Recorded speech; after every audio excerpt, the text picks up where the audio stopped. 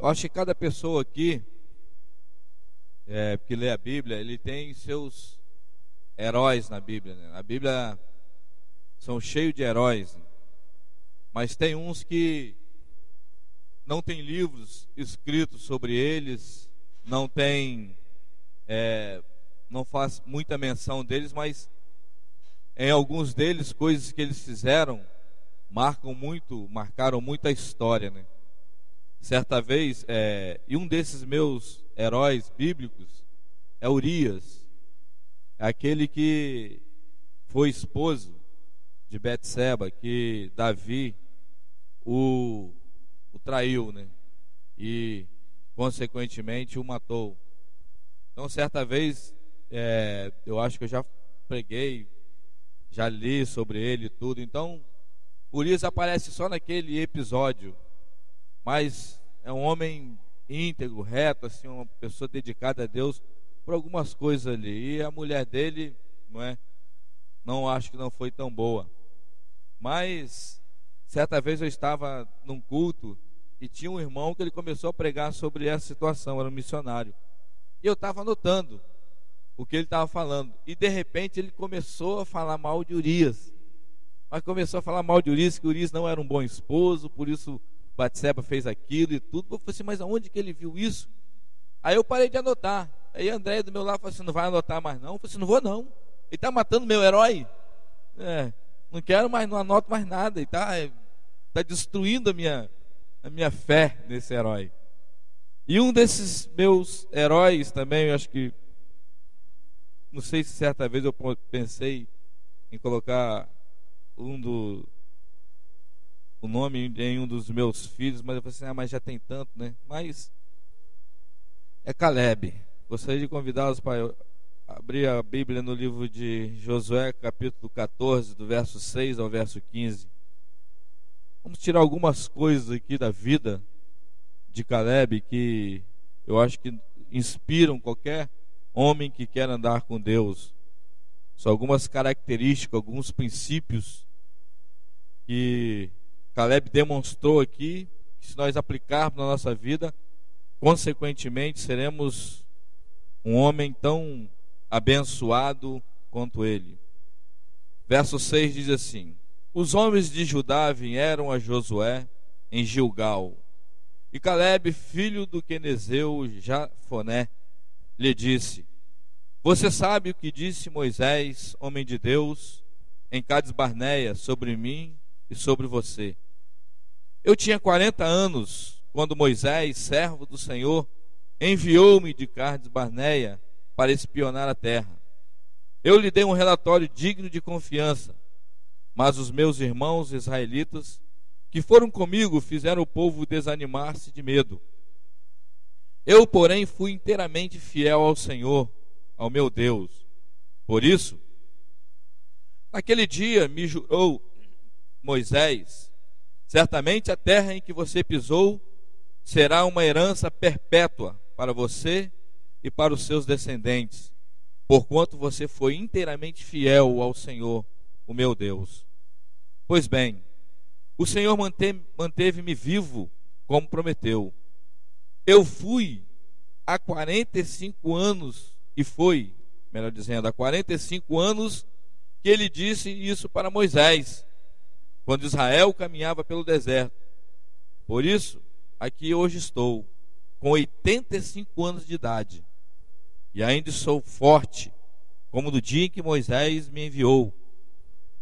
Tenho agora tanto vigor para ir à guerra, como naquele dia. Dá-me, pois, a região montanhosa, que naquela ocasião o Senhor me prometeu. Na época você ficou sabendo que os Enaquins lá viviam, com suas cidades grandes e fortificadas. Mas se o Senhor estiver comigo, eu os expulsarei de lá, como ele prometeu.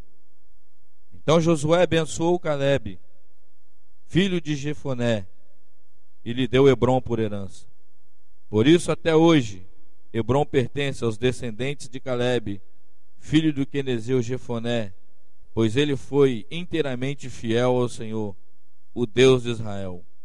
Hebrom era chamada de Kiriat Arba, em homenagem a Arba, o maior dos Enaquins, e a terra teve descanso da guerra. Senhor, a palavra do Senhor foi lida, e nós nessa manhã pedimos que, para a tua glória, Deus, o Senhor nos dê unção para podermos falar algumas verdades que estão contidas nesse texto. Nos ajuda, Senhor, nessa manhã. Ajuda-nos para falar, também ajuda-nos para entender e principalmente, ó Deus, se algumas dessas verdades, ó Deus, eu creio que todas elas são aplicadas aos nossos corações, que nós tenhamos a disposição, Deus, de sempre estar embutindo-as no nosso coração para poder fazer diferença, assim como esse homem fez dentro da sua geração. Em nome de Jesus, amém. Eu acho que não é muito necessário explicar que Josué e Caleb foram aqueles 2 espias, que parte dos 12 que foram para espiar a terra de Canaã. E quando eles chegaram lá, eles viram uma oportunidade muito grande, que era a terra que Deus havia prometido para eles. Só que em estando lá, havia algumas dificuldades. E sabe, irmãos, toda grande conquista, ela às vezes exige uma grande dificuldade. E se nós olharmos aqui, provavelmente existiam ali entre 2 milhões a 3 milhões de pessoas, de israelitas, né, que haviam saído do Egito. Daquele grupo todo foram escolhidos 12 homens, então eram 12 homens capazes, 12 homens respeitados de sua tribo, cada um de sua tribo foi escolhido. Então eles foram espiar a terra, e ao chegar na terra, a terra era muito boa, a Bíblia relata, né? E Deus tinha falado que lá era a terra que ia emanar leite e mel. Então, ou seja, coisas boas, coisas para o alimento, coisas doces, uma vida boa.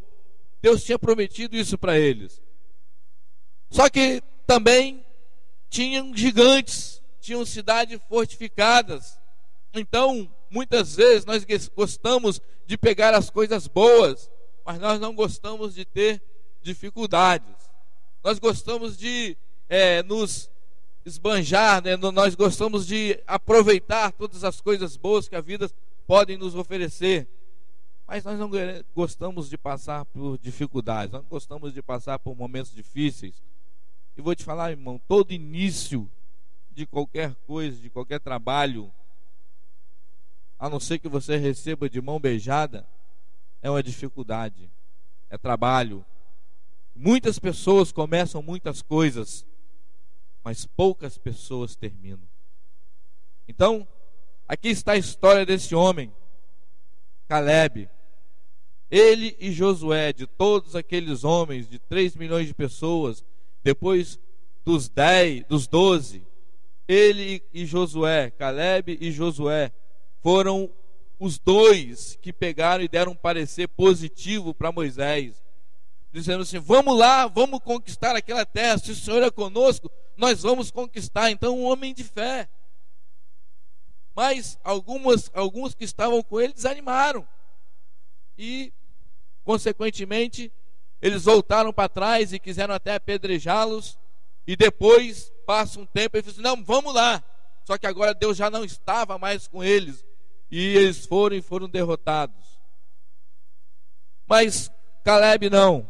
Então Caleb, ele estava no meio daquilo, e um homem com 85 anos de idade, a lembrança dele ali, sabe, muito firme, ele falando ali com Josué: lembra? Mas a Bíblia aqui, para você fazer grandes coisas, para você ter grandes conquistas, no verso 6, começa a relatar sobre ele: os homens de Judá vieram a Josué em Gilgal, e Caleb, filho do quenezeu Jefoné. Primeira coisa que você precisa ter para realizar uma conquista, para você ter uma vida espiritual estável, é saber da tua identidade, de quem você é filho. Aqui está dizendo que Caleb é filho de Jefoné. Aqui está dizendo da onde ele veio, né? Ele de Kenaz, Quenezeu. O pai dele era Quenezeu. Era uma cidade que foi agregada ao povo de Israel. Então, ele sabia de quem era filho. Caleb era filho de Jefoné, da cidade de Quenezeu. E o nome Caleb significa corajoso. Então Caleb era um homem corajoso. E ele sabia de quem era filho. Ele tinha um histórico.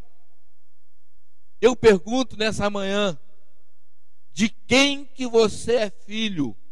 Eu não estou dizendo do teu pai de sangue, não. Porque a Bíblia diz que a todos quanto o receberam, ele deu o poder de serem chamados filhos de Deus. Então não é todo mundo que está na face dessa terra que é filho de Deus. As pessoas saem falando, não, todo mundo é filho de Deus, mas a Bíblia não diz isso.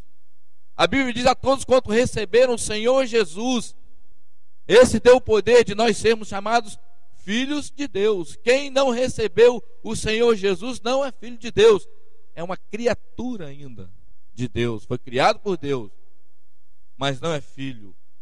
Então nós precisamos entender a nossa identidade, porque muitas vezes nós vamos nos envolver com coisas que, se você for um filho natural, se você for simplesmente filho do sangue, você não vai conseguir discernir as coisas espirituais. Então, para discernir coisas espirituais, a Bíblia diz que nós precisamos ter a mente de Cristo. E nós só vamos ter a mente de Cristo se nós formos filhos de Deus. E a Bíblia diz que nem todo que chama Senhor, Senhor, né, herdará o reino dos céus. Então aqui começa o princípio de tudo para você fazer as coisas dentro do reino de Deus, para você obter conquistas, para você ter uma vida espiritual estável. É saber de quem você é filho, é você saber da sua identidade. Se perguntasse para Caleb quem é o teu pai, ele ia falar que aqui está dizendo filho de Jefoné. Se eu perguntar para você nessa manhã de quem você é filho, aí você vai dizer: sou filho de Deus. Mas a Bíblia diz assim, um salmo muito conhecido: o Senhor é meu pastor e nada me faltará. Amém? Mas o Senhor, Ele é pastor de ovelha. Ele não é pastor de bode, porque bode é rebelde, ovelha é pacífica.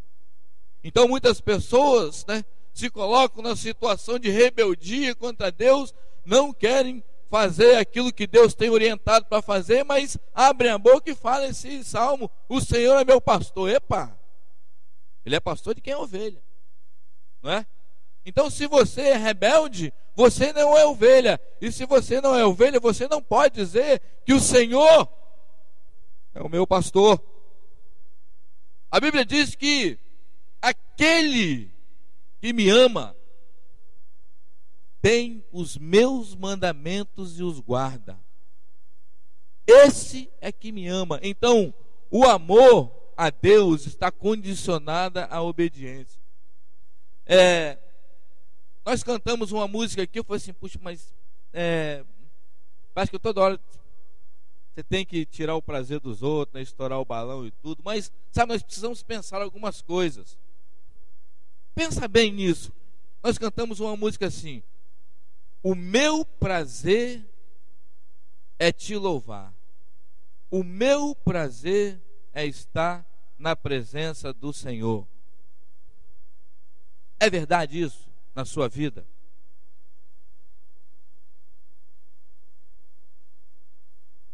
Se você tivesse uma opção agora de não estar aqui, você não estaria? Se você pudesse ficar no teu quarto dormindo, se tivesse mais frio ainda, chovendo, fiquei pensando: é um prazer estar na casa do Senhor, né? Lá no sul, eu acho que deve estar uns 6 graus, 3 graus, 1 grau, 1 grau, menos 1. Mas você sabe o que é menos 1? Aí você levanta, vai para a igreja e canta essa música. O meu prazer é estar na casa do Senhor. Quem está ali 1 grau a menos, eu acho que pode cantar. Por quê? Tá frio, meu amigo, é doído. Eu acho que o máximo que eu peguei foi 0. E eu tive um choque. Mas espero que os pastores que foram lá para o Chile, né, lá esteja um pouquinho a mais. E o pastor Larry estava bravo, perguntando: de quem foi essa ideia? O mês de junho é frio. Mas sério, se não é, deve passar a seca, porque pode ser o prazer de todo mundo. A Bíblia diz assim: o meu prazer, o bem-aventurado é aquele que tem prazer de meditar na palavra de Deus, de dia e de noite. Sabe, todas essas coisas, às vezes, se nós não pensarmos naquilo que nós estamos falando, nós falamos e nos tornamos simplesmente religiosos.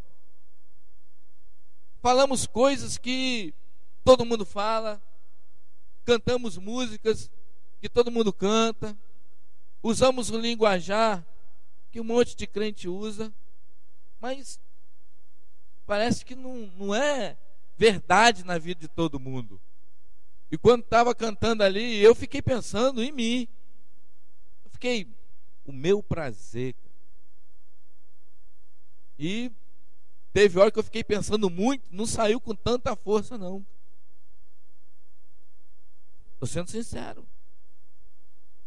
Mas muitas vezes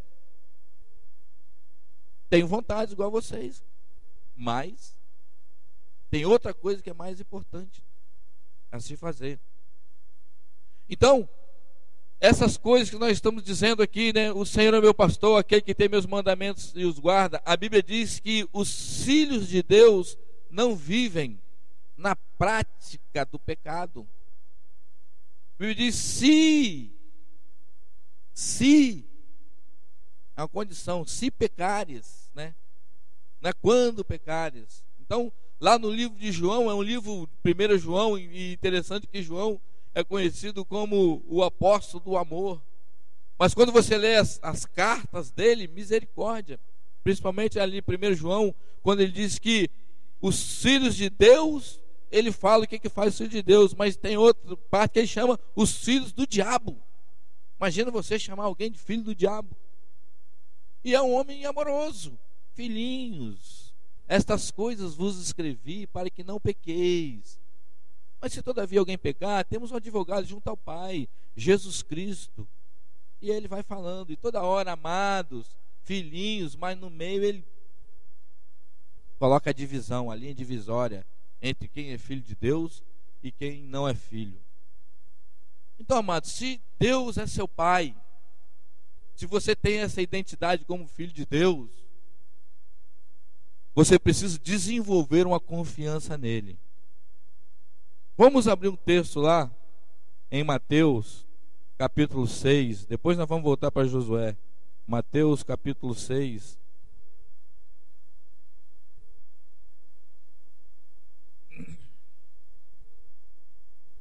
Que se nós não vigiarmos como filhos de Deus, nós colocamos o caráter de Deus injusto porque nós, em julgamento, porque nós pensamos: não é, mas eu não sei, sabe? Mas, irmãos, está escrito. Mateus capítulo 6, do verso 25 ao 34, diz assim: portanto eu lhes digo, não se preocupem com sua própria vida. Aqui já começa falando para não se preocupar. Mas quantos de cristãos que se dizem filhos de Deus vivem preocupados? Vivem à base de calmantes. Vivem estressados nesse mundo. E, infelizmente, homens atrás de púlpitos vivem tendo estresse emocionais, vivem precisando viajar para dar um esfriado na cabeça. Mas A Bíblia está dizendo isso aqui para os filhos, né? Então esse sermão aqui do monte é para os filhos, foi um discipulado que Deus deu para os seus filhos. Portanto, eu lhes digo, não se preocupe com a própria vida, quanto ao que comer ou beber, nem com seu próprio corpo quanto ao que vestir. Não é a vida mais importante que a comida, e o corpo mais importante que a roupa? Observe as aves do céu, não semeiam, não colhem, não armazenam em celeiros, contudo, o Pai, você é filho, não é? O seu Pai celestial as alimenta. Não tem vocês muito mais valor do que elas? Quem de vocês, por mais que se preocupe, pode acrescentar uma hora que seja a sua vida? Você já parou para pensar nisso? Se você se eu vou ficar muito preocupado, mas muito preocupado, isso vai me trazer um benefício muito grande, eu vou viver mais. É assim? É o contrário. Você vai viver menos, você vai ficar doente. Então, Deus aqui está dando aqui um diagnóstico, né? Uma receita para nós vivermos mais, que é o quê? Não se preocupar. Você já viu a face, o semblante de uma pessoa que vive muito preocupada? Geralmente, as primeiras coisas que aparecem nela são rugas. A pessoa fica com a cara tensa, né? Aquele rosto, né, melhor dizendo, tenso, engiado, cheio de ruga. Você vai conversar com a pessoa, ela é muito estressada e muito preocupada.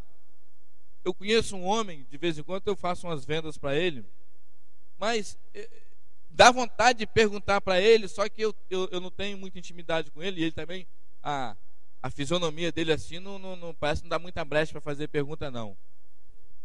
Ele tem um rosto assim, eu olho para o braço dele, e o braço dele é liso, né? O pescoço aqui dele é meio liso, mas o rosto é muito, mas é muito engiado.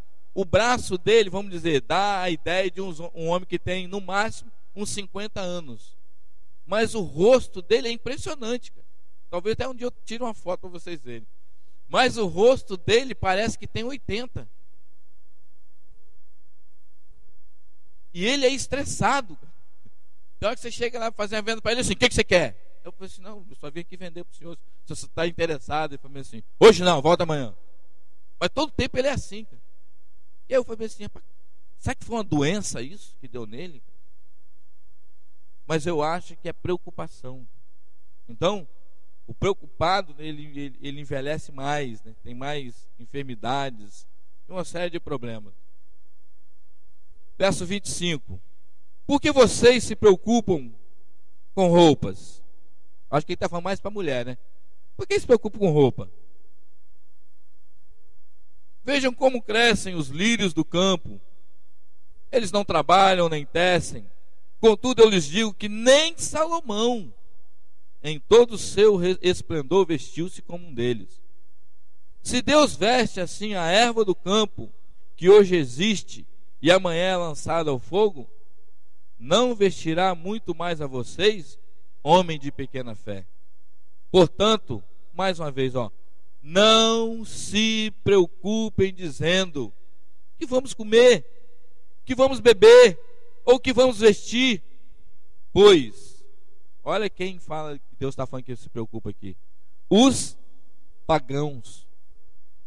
Não são para os filhos a preocupação com essas coisas. São para os pagãos.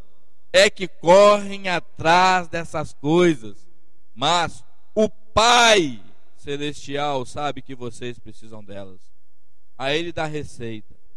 Busquem, pois, em primeiro lugar o seu reino e a sua justiça, e todas estas coisas serão acrescentadas. Portanto, de novo, olha, não se preocupem com o amanhã, pois o amanhã trará as suas próprias preocupações. Basta o dia o seu próprio mal. Capítulo 7, versos 7 a 12, diz assim: peçam e lhes será dado, busquem e encontrarão, batam e a porta lhes será aberta. Pois todo aquele que pede recebe, O que busca, encontra. Aquele que bate, a porta será aberta. Qual de vocês... Olha, outra ilustração que Deus dá, que Jesus dá aqui. Qual de vocês que seu filho lhe pedir pão, vai dar uma pedra, né? Seu filho está assim, papai, estou com fome. O que você quer, meu filho? Estou com fome, então toma. Pega uma pedra, então come aí. Quem é que faz isso, cara? Qual de vocês que seu filho pedir pão lhe dará uma pedra? Ou se pedir um peixe, vai dar uma cobra? Aí ele fala, se vocês, apesar de serem maus, ou seja, nós, em relação a Deus, se vocês, apesar de serem maus, sabem dar boas coisas aos seus filhos, quanto mais o Pai de vocês que está nos céus dará coisas boas ao que lhe pedirem. Assim, em tudo, façam aos outros o que vocês gostariam que fizessem para vocês. Esta é a lei e os profetas. Então está falando aqui que o nosso Pai Celestial vai nos dar aquilo que nós precisamos. Então, a primeira coisa que você tem que saber é a sua identidade, para você enfrentar as suas batalhas, para você ter uma vida espiritual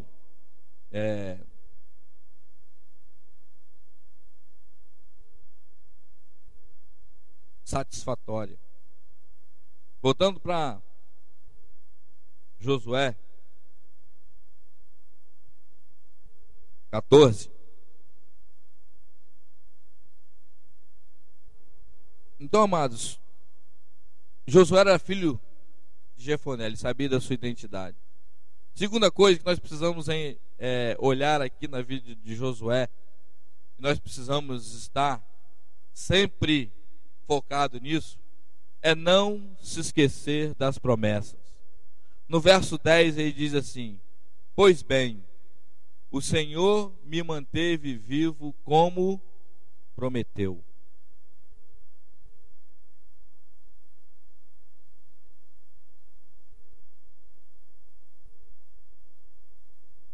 E foi há 45 anos que ele disse isso a Moisés, quando Israel caminhava para o deserto. Quando foi que Caleb ouviu isso? Há 45 anos. Ele não esqueceu das promessas. E eu quero perguntar para você aqui, você sabe, é você isso aí, que Deus tem feito algumas promessas para você. Eu conheço homens que Deus fez promessas para eles, que eles guardaram aquela palavra no coração deles, e eles viveram anos com aquilo e falando aquilo, e o tempo foi passando, e eles foram ficando firmes em cima daquilo que Deus havia falado para eles, e as coisas se cumpriram. Eu me lembro que no início de nossa conversão, eu acho que de vez em quando ele fala isso, Baião, ele diz que em Isaías 53, não é? Que ele leu um dia uma palavra, ele sentiu que aquela palavra era para ele, que com o entendimento dele, ele iria justificar a muitos. Isso tem uns 20 anos, mano. Uns 20 anos. E está acontecendo. Então, você tem uma experiência que Deus falou alguma coisa no teu coração? Sabe, não é um pastor que falou, não foi um livro que você leu, a Bíblia que você leu e Deus comunicou algo no seu coração, talvez há 5 anos atrás, há 10 anos atrás, sabe? Você sentiu de Deus, assim, eu vou fazer isso na tua vida. E você agarrou aquilo e abraçou, assim, sabe? Talvez eu conheço pessoas que com 9 anos de idade sentiram no coração, acho que o Robertinho já deu um testemunho aqui, sentiu no coração que assim, eu vou para a África. Isso com 9 anos de idade. O Robertinho agora já está com 30, Roberto. 30 anos, 21 anos se passaram. E sabe, toda vez que ele veio aqui falar, isso não se apagou, ele não se esqueceu disso. E com Caleb não foi diferente. Ele falou assim, olha, há 45 anos atrás, Deus falou comigo, ele não tinha se esquecido. Então, amados, a nossa filiação também depende disso, de você não se esquecer das promessas. Promessas que Deus fez para você e promessas que estão escritas para você pegar, abraçá-las e colocar em prática na sua vida. Porque isto é o seu documento de identidade, cara.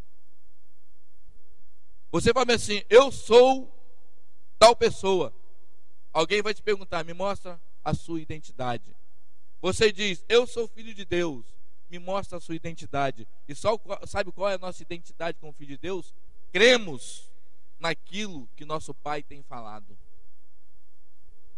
Nós ouvimos ali no texto antes: não se preocupem. Mas você, não, eu sou filho de Deus, mas você vive preocupado. Não cola não isso aí. Tem que dar uma reavaliada na tua vida espiritual, ver no que você está confiando. Então, amados, quando você vive assim, você lembra das promessas, você começa a aplicar essas promessas, essas verdades na sua vida. E para cada situação da vida, tem uma promessa de Deus para ela. Basta você aprender e você entender e aplicar na sua vida. Então não pode ser algo como que você ouve, você está numa situação, você lê a Bíblia e você mas sabe o que é? A minha situação não pode ter isso. É como está escrito. Aqui ele fez exatamente como ele tinha recebido uma promessa há 45 anos atrás. Esses dias nós estávamos na reunião da liderança e o pastor pergunta na segunda-feira o que Deus tem ministrado para cada um. Eu comentei algumas coisas disso na sala de aula, numa coisa que o pastor Giovanni Cruz falou, achei muito interessante, eu tenho pensado nisso. E quando eu estava lendo esse texto, isso me veio à mente. Ele disse que ele estava conversando com uma pessoa, e uma pessoa disse assim, e não sei como que eles entraram numa cifra de 3 milhões de reais. E a pessoa falou bem assim: se eu ganhasse 3 milhões de reais, sabe o que eu faria? Colocaria no banco, pegaria os juros desse dinheiro e pegaria e aplicaria 70 mil reais todo mês na obra de Deus. Só com os juros, ele fez os cálculos dos juros e daria isso. Então pensa bem, 3 milhões, coloca no banco, 70 mil por mês na obra de Deus. Poucas pessoas nesse mundo, eu acho, que investem todo mês 70 mil reais, não é? Então ele ia ser uma pessoa diferenciada, não ia? Aí ele foi e perguntou para o pastor Giovanni Cruz: Giovanni, o que você faria? Ele falou bem assim: eu pegaria os 3 milhões e investiria. Ele: rapaz, mas... Aí Giovanni disse: mas por que você faria isso? Você sabe por quê? A Bíblia diz que nós devemos pegar o dinheiro e investir no reino de Deus e não colocar aonde o ladrão, a ferrugem e a traça consomem. Mas eu ia fazer... A Bíblia diz isso. Talvez esses 3 milhões iam ser investidos, não sei, em 2 anos, 3 anos, 4 anos, 5, 10 anos, não sei. Mas o que aparentemente, segundo essa pessoa falou, era uma coisa muito bonita, era humanista, mas não é bíblico. Porque ainda assim a sua segurança ia estar naqueles 3 milhões. É óbvio.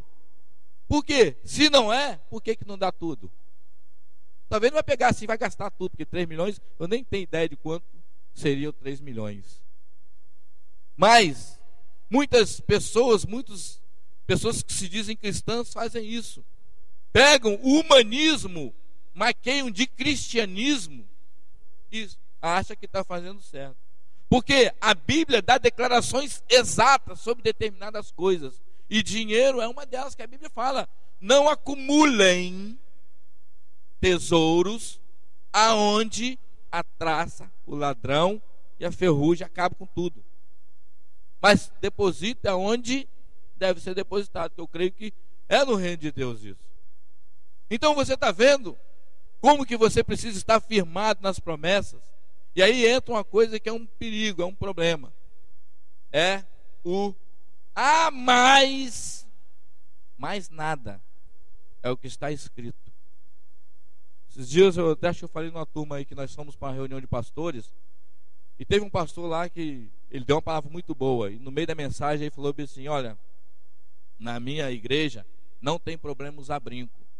Mas eu gostaria de falar para sobre dois brincos que eu acho que os crentes não deveriam usar. A pessoa ficou assim, o que ele vai falar?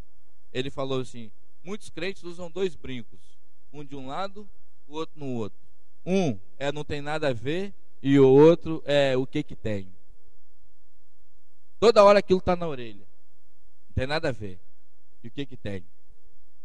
Mas eu acho que se nós pudéssemos colocar um piercing, né, aqui ou no nariz, é isso aqui. Mas você não sabe da minha situação. Mas você não sabe como que é comigo. Mas você não sabe, nós vamos colocando mais e mais e mais e mais, e a palavra de Deus vai ficando mais e mais e mais, cada vez mais para trás. Por quê? Não aplicamos a palavra como deve ser aplicado. E Caleb, ele fez isso, ele não se esqueceu das promessas. Terceira coisa, eu acho que nós precisamos é procurar zelar pela sinceridade. No verso 7 ele diz assim, eu tinha 40 anos quando Moisés, servo do Senhor, enviou-me a Cades Barneia para espiar a terra. Eu gosto disso aqui. E eu lhe relatei exatamente o que estava no coração.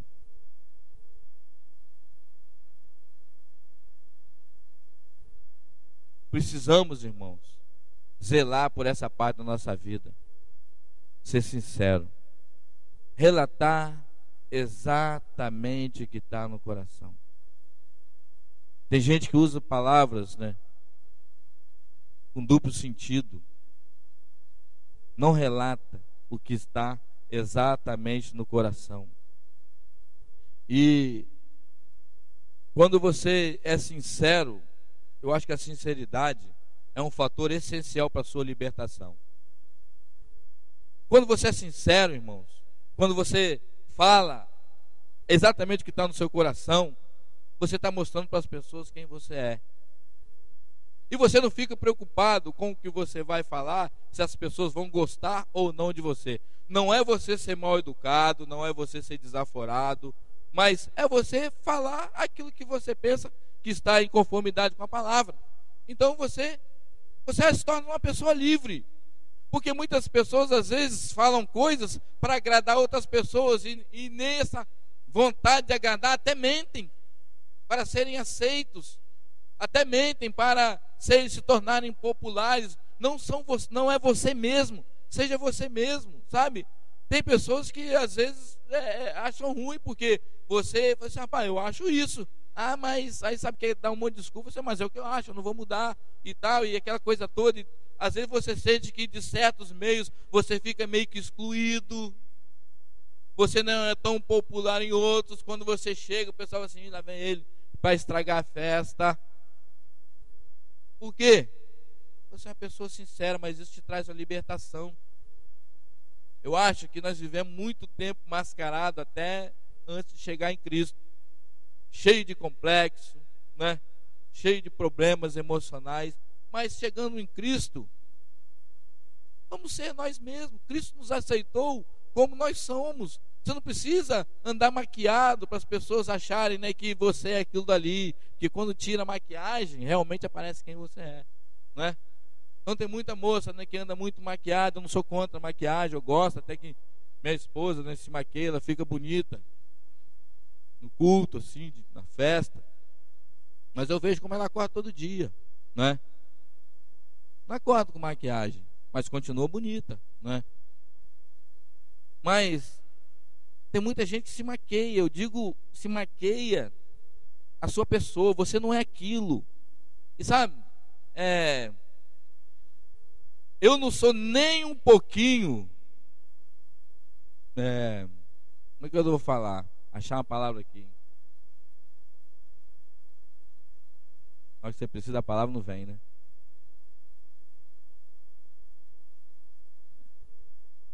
Não é humilde não a palavra, é quando você... eu não tenho falsa humildade não, tá? Se eu sou aquilo, eu sou. Se eu penso que eu faço bem uma coisa, as pessoas não precisam falar que eu faço bem, que eu sei. É difícil, eu acho, não é falsa humildade não. É difícil eu Eu faço bem isso. Eu sei que eu sou uma pessoa que é mais ou menos. E sabe, isso aqui é uma coisa que eu quero compartilhar aqui de coração para vocês. Tem determinadas situações, principalmente quando é para orar por pessoas, algumas coisas assim. Às vezes eu penso que tem pessoa que faz melhor do que eu. Eu gostaria de que aquela pessoa tomasse o meu lugar. Para eu vir aqui pregar, não é fácil. Porque eu sei que tem pessoas que fazem melhor. Mas muitos bons não estão. Então, vem quem é mais ou menos mesmo. E não é falsa humildade, não. Se eu fosse um pregador assim, eloquente, um bom pregador, eu ia falar assim, eu sou bom pregador. Mas eu sei que eu não sou. Eu sei que tem pessoas melhores. Então, de vez em quando, você tem que cuidar para isso não ser uma barreira para você deixar de fazer certas coisas, cara. Quer ver uma coisa que eu não gosto?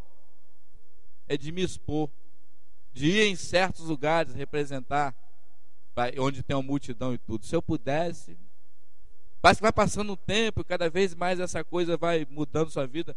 Se eu pudesse, eu ficava enclausurado aqui, cara. Nem ia na rua. Eu não gosto de ser personalidade. E é o que eu tenho visto na televisão, que muitas personalidades aí estão caindo, né? Então é um perigo você ser uma pessoa muito popular. Então você precisa ser uma pessoa sincera, irmão. Você precisa relatar o que está no teu coração, porque isso te traz libertação. E o contrário disso, quando você não é uma pessoa sincera, quando você é insincera, sabe o que isso faz com você? Te coloca sempre debaixo de culpa e te prende ao passado.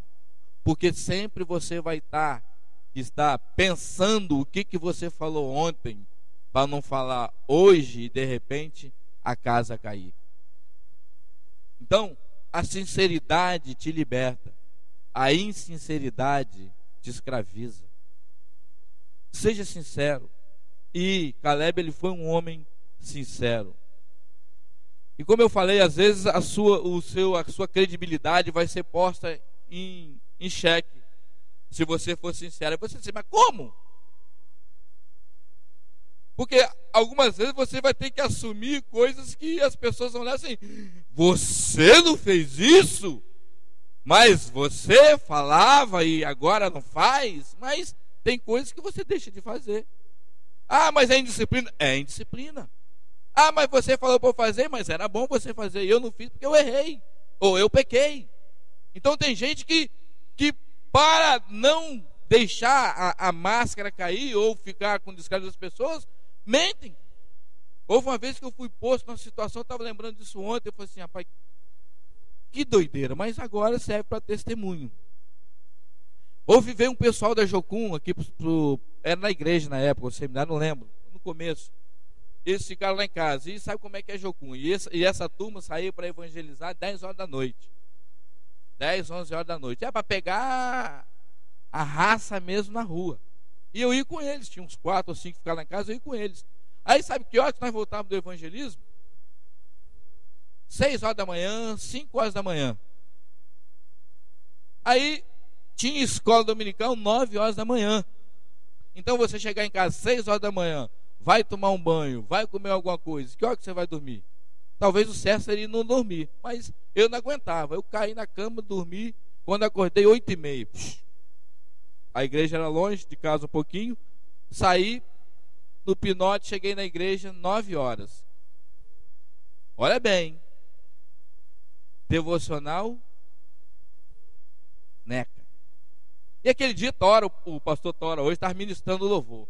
E ele ministrando louvor e muito animado, ele falou assim, porque um homem de Deus, a primeira coisa que ele faz durante o dia é buscar a Deus, é fazer devocional. Amém, pessoal, amém, né? E aí ele falou assim, por quê? Por exemplo, aí ele catou no meio da multidão e ele olhou assim, pastor Giovanni, né, cara, ele não vai deixar de fazer devocional. Pastor Giovanni, a primeira coisa que você fez hoje quando acordou foi o quê?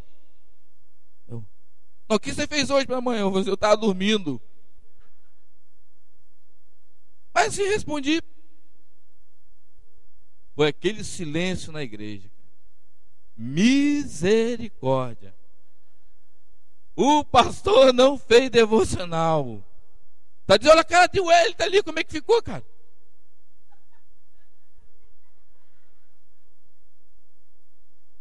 Não fez devocional. Aí torna todos desconcertados. Vamos escolher as ofertas. Aí pá, foi embora. Rapaz, passou aí, eu fiquei quieto. Não me justifiquei, não tinha feito mesmo. Aí o pastor lá ri todo sem jeito, chegou assim. Eu imagino que deve ter acontecido alguma coisa, tal, assim, pastor, saí para o evangelho, cheguei 6 horas da manhã, não aguentei ficar acordado, dormi, quando acordei a escola dominical, eu vim para cá. Eu assim, talvez hoje à tarde eu faça. Esse ok. Aí chegou a noite, eu não fui no culto, acho que eu fui em outra igreja, nem lembro o que foi. Aí ele falou assim, eu quero dizer aqui que o pastor Giovanni não fez devocional. Aí ele me justificou lá, cara. Mas eu sei, antes de ser justificado, os olhares depois que rolaram para mim.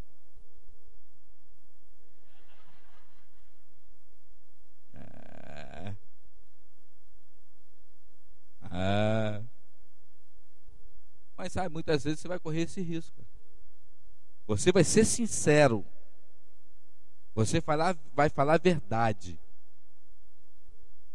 Você vai perder sua popularidade.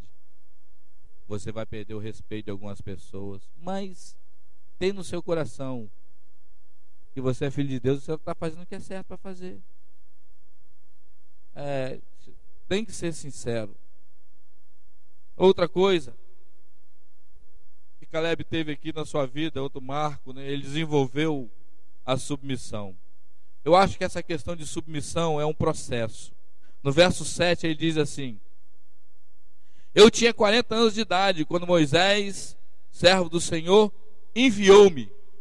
Então, eu acho que ao decorrer da nossa vida nós vamos aprendendo algumas coisas que nós vamos colocando em prática, e essas coisas às vezes no início nós não temos muito entendimento de algumas coisas, nós achamos que são exageros, mas com o tempo você vai andando com Deus, você vai ver que não, presta atenção nisso, não, fala igual Baião, não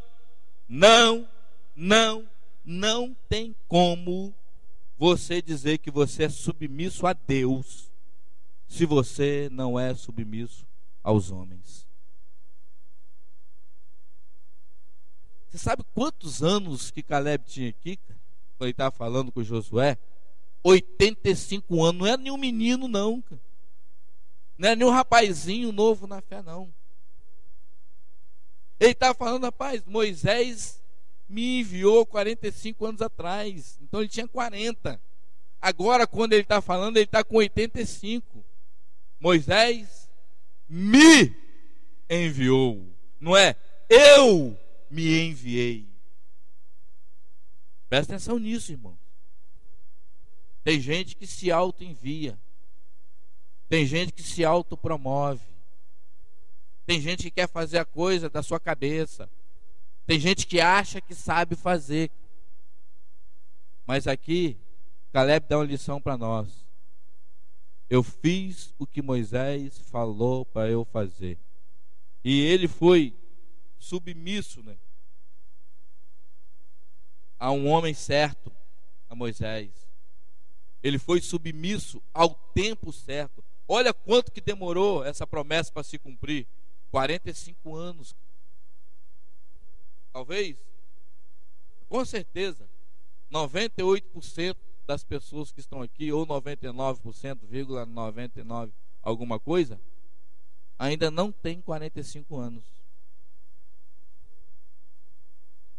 Então é mais do que você já viveu até hoje. Ele esperou a bênção. Abraão esperou 25 anos para se cumprir a promessa. Noé ficou pregando 120 anos, construindo a arca e pregando, esperando a coisa acontecer. Então fica atento a isso, seja submisso à pessoa, seja submisso ao tempo. As coisas não acontecem assim de uma hora para outra, não é? Outra coisa, que Caleb tinha, porque nosso tempo está acabando, ele era um homem perseverante. Versículo 8 diz assim: mas os meus irmãos israelitas que foram comigo fizeram o povo desanimar-se de modo. Eu, porém, fui inteiramente fiel ao Senhor, meu Deus. Amados, isso é um traço muito forte na vida do homem de Deus. Ele é ser perseverante. E sabe o que é perseverante? É você ser inflexível espiritualmente. Muitas conquistas, muitas coisas quando começam, muitas coisas que partem de nossa vida exigem isso demais. E muitas pessoas param pelo meio do caminho. Mas ele diz assim, eu fui fiel, mas os meus irmãos que foram comigo me desanimaram. Então eu quero deixar um alerta aqui. Sabe o que é? Tem muita gente que é próximo de você que às vezes quer te desanimar. Aqui ele diz, os meus irmãos, às vezes é a família, às vezes é um amigo, às vezes é uma pessoa que você muito considera, às vezes é seu marido, às vezes é sua esposa, às vezes são seus filhos. Por quê? Porque sabe que para continuar a fazer algumas coisas, vai ter que abrir mão de muitas coisas. Então é preciso ser perseverante, é preciso ser inflexível espiritualmente para dar continuidade ao que você acha que você tem que fazer. E aqui ele falou assim, mas sabe o que é? Meus irmãos me desanimaram. E esse dia eu estava pensando, quando eu decidi ir para o seminário, quando eu fui para o seminário, meu pai estava conversando comigo, e de repente ele começou a chorar. Eu perguntei, por que você está chorando, pai? Não, porque você vai embora, você vai ficar muito longe. Eu olhei assim, que eu lembro, eu nunca tinha visto meu pai chorar, não. Eu achei estranho, né? Eu já era um homem casado, com filho, e ele chorando, querendo desanimar o meu coração. De repente você vai se levantar, eu vou para tal lugar, eu vou fazer tal coisa. Pode ter certeza, vai ter muita gente do seu lado para te desanimar. Rapaz, você, não vai dar não. Quem? Você? Não demora 3 meses. Não demora 6 meses. Talvez você que veio para o seminário ouviu isso, né? Vai para o seminário, não deu 5 meses. Quando eu fui para a igreja, não deram 3 meses para mim. Está na igreja, mano? Não deu 3 meses, você está de volta. Assim, volta para onde? Para onde? Para o mundo. Assim, está amarrado, né? Naquela época usava muito essa expressão, né? Tinha até a camisa, está amarrado. Em nome de Jesus, assim, está amarrado. E graças a Deus ficou lá mesmo, amarrado, né? Faz quase 20 anos. Glória a Deus por isso. Mas você precisa ser perseverante, cara, porque tem muita gente para desanimar. Né? Vai chegar as férias agora. Alguns de vocês vão ter a oportunidade em casa. E de repente vocês vão ver muita coisa que vocês não tinham antes, muitas propostas para te desanimar a sair do alvo. Aí de repente você, né, tinha o seu quartinho só seu, rosinha, né, cheio de bonequinha, isso é para mulher, né? Cheio de bonequinho, cheio de ursinho, sua caminha, televisão no quarto, quem sabe, frigobar, né? Computador rosa, né? Ventilador. Aí você pensa, sua mãe faz a comida que você quer, gosta de comer. Tá dando até saudade do Egito, né? Aí o que você pensa? Lá no seminário, 7 meninos no quarto. Tem hora para tudo. Aí mamãe fala bem assim: fica aqui, minha filha, você já aprendeu bastante.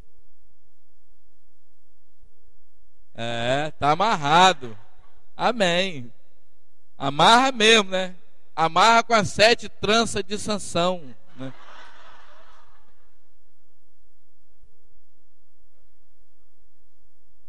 E sabe, você já percebeu com quem que o desanimado cola? Com o desanimado. Você já percebeu com aquele que espiritualmente está fraco, com quem que ele se ajunta? ficando desanimado. Quando eu vejo que uma pessoa quer dar um salto na vida, eu vejo com quem ela está andando.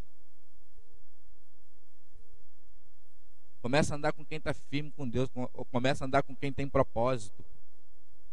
Mas o populacho, né, gosta de andar com o populacho.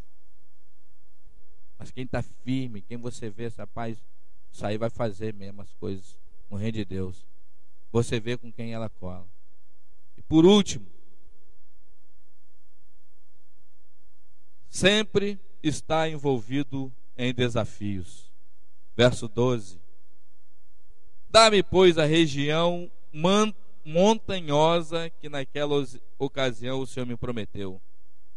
Meu amigo, ele ia ter que conquistar ainda com 85 anos. E sabe, de toda aquela geração que estava no deserto, só esses dois que estavam vivos. Daquela geração de 20 anos para baixo, hein? Só Josué e Caleb que estavam vivos. E sabe quem que é? Quem era Caleb? Quem era Josué aqui? Josué aqui era a última palavra. E Caleb era o seu parceiro de ministério. Ele poderia muito bem falar assim: sabe quem que é, Caleb? Josué, estou com 85 anos, cara, cansado já, velho de guerra. Rapaz, me dá uma terra aí, ó, plana, planície, lugar que eu possa botar bastante gado, descansar, ter meus filhos, meus netos, cara. Vou te falar, pá, o homem de Deus, ele gosta de desafio. Vida boa, você vai dar para os outros, cara, quando você vence os desafios. E nós não estamos colocados aqui, eu creio, para nós vencermos desafios, para sermos heróis, não. Eu tenho consciência que nós, às vezes, nós somos colocados na linha de frente, meu irmão, para enfrentar gigante, para depois dar vida boa para os outros. E sabe qual é a vida boa que você vai dar para os outros? É levar o evangelho para a pessoa que não tem o evangelho. Eu acho que é vida boa, a Bíblia diz, há boas novas de salvação, que é a palavra de Deus. Davi, ele se tornou um matador de gigante. Mas antes de matar gigante, ele matou urso, ele matou leão, para depois matar gigante. A Bíblia diz que Davi não correu de Golias, não. Ele correu, foi para cima de Golias. Ele gostava de desafio. Você também não pode correr de problema, não. Você tem que correr para cima do problema, amém? Porque assim você vai se tornar um herói, assim como Caleb. Então, até a doutora Ana Cláudia passou ali e falou assim: vou usar a senhora de ilustração hoje. Ela falou assim: pode ficar à vontade, irmão. Mas sabe o que é? Eu vi os desafios que eles enfrentaram. E o dia que eu vi o centro ortodôntico pronto, eu chorei. Eu liguei para Baião, eu liguei para Eliane, não lembro se eu liguei para ela, liguei para o Wesley. Falei assim: para glória a Deus. Sabe por quê? Andréia foi uma das primeiras pacientes dela, cobaia. Lembra, doutora? Começou com a cadeira rasgada, usada, e dormia num quartinho no chão do consultório. Quantos desafios, quantos leões tiveram que matar? Quantas vezes Baião chegou na reunião dizendo que CRO estava perseguindo, estava exigindo coisas que as outras clínicas não tinham. Eu acho que teve situações que foram meses. E hoje, quanta gente é beneficiada? Mas alguém teve que encarar gigante. Quantas preocupações não tiveram que jogar os braços do Senhor e deixar Deus fazer a coisa? Quando começou essa escola aqui, era mato puro. Desafio. Pastor Larry e Dona Elizabeth vieram para cá com uma cachorrinha chamada Princesa. Lembra dela, dona Elizabeth? Deve ter até uma fotinha lá, né? Pastor Larry, Donaldo, roçando isso aqui, ó. Depois nós viemos. Aí um dia eu tive uma excelente ideia. Arrumei um cara para passar um trator aqui, para nós fazer um campo aqui. O pastor deixou. Depois que passou o trator, ele falou assim: nós vamos construir em cima. Aí eu,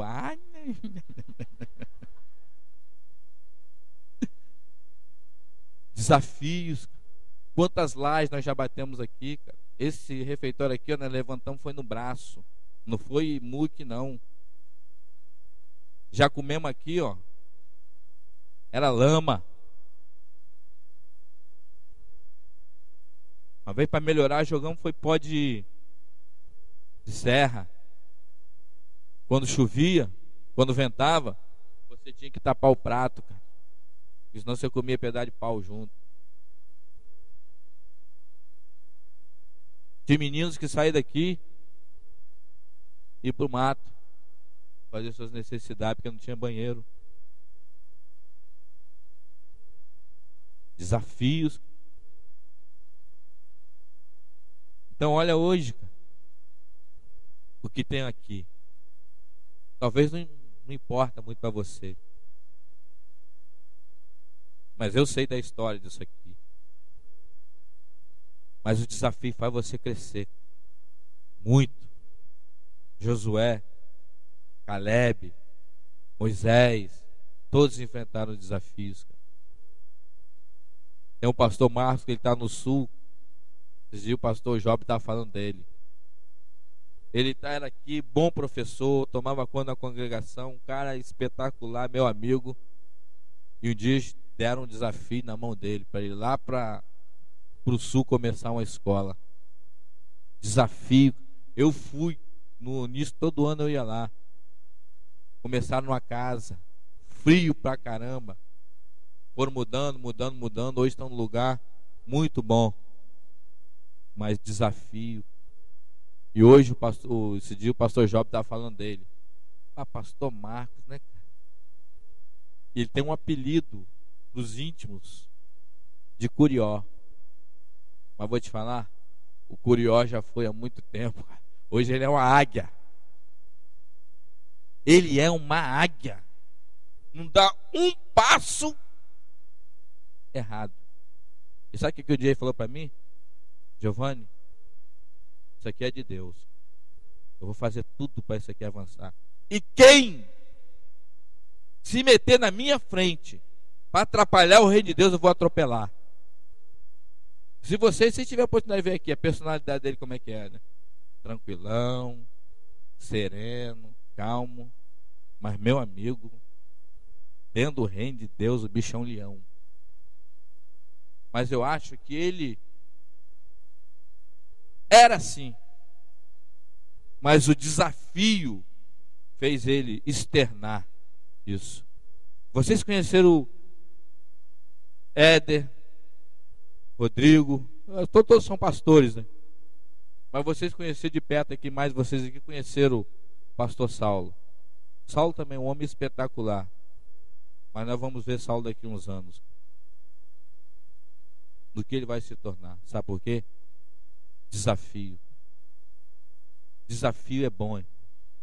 Por isso que Caleb pediu: me dá as montanhas. Eu não quero a planície, não. Porque o desafio nos faz crescer. E no final, no último versículo, Hebron era chamado de Kiriat Arba, em homenagem a Arba, o maior dos Enaquins, e a terra teve descanso da guerra.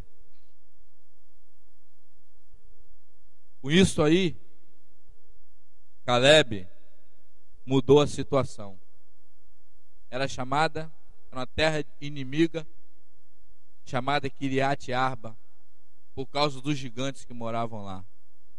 Mas aquele lugar foi chamado de Hebron.